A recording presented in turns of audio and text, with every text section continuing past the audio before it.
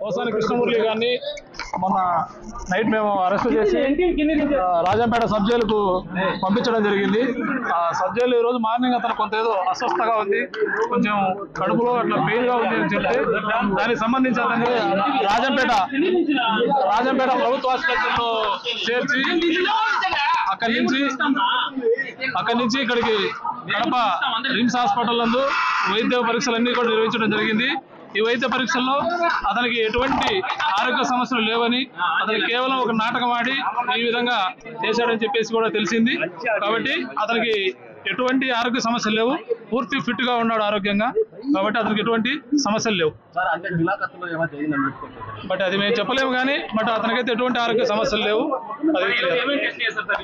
అతనికి సంబంధించి హార్ట్ కు రక్త పరీక్షలు, ఈసీజీ, స్టమక్ అన్ని పరీక్షలు కూడా చేయడం జరిగింది.